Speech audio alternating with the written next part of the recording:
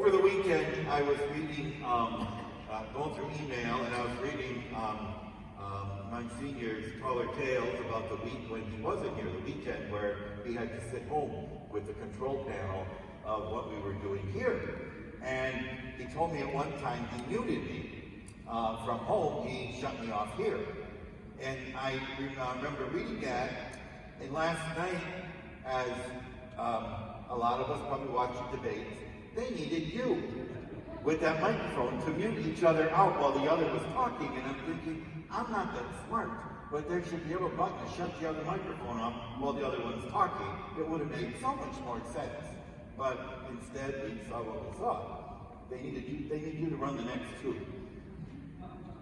This morning, as we hear in the gospel about people, making excuses, Jesus says, come and follow me. Well, let me go do this first, or let me go do this. It reminded me of Sunday's gospel, where the father goes to the sons who owns a vineyard and said, go out to the vineyard and work today.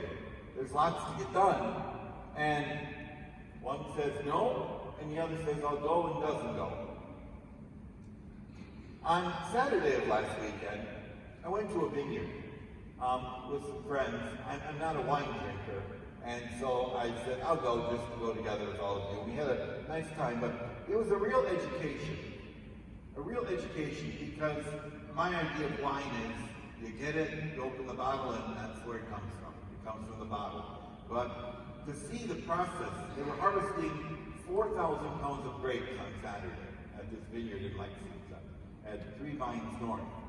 And 4,000 pounds of grapes. Thank God they had a great day Sunday, because Monday was not so nice.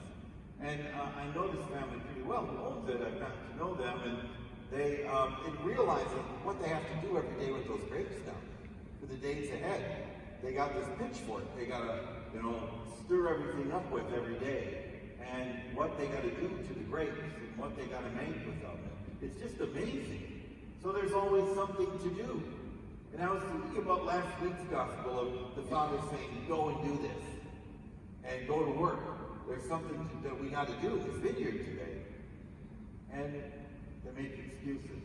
One did change his mind.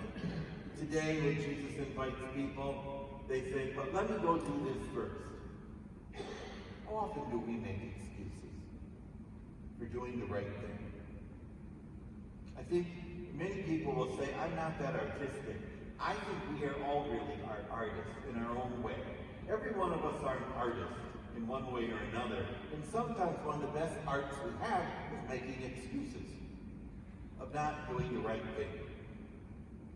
We all can make excuses. We should do this, we should do that. Sometimes we can find a reason to justify it. And, well, I'm not going to do this. Well, look at so-and-so. Well, nobody else is doing it. Well, what will people think about it? It's our relationship with God. We're the ones who are going to have to say to God, why we did or didn't do it. And what does God ask of us? What does God ask of us? But to be people of love. Because that's what matters most. God showed us how much he loved us, sending his son to die for us. His only son to die for us. And he asks us to be people of love. What are the excuses we make not to love? That's what we need to work on. That's the thing we need to work on in our life. We might not be on the stage. We can change the world and love people wherever we are. One person at a time, we can make a difference in the world. One person at a time. That's how Mother Teresa started. That's how Father Solana started at the door. One person at a time. If we can make the commitment to love, what a difference we will make in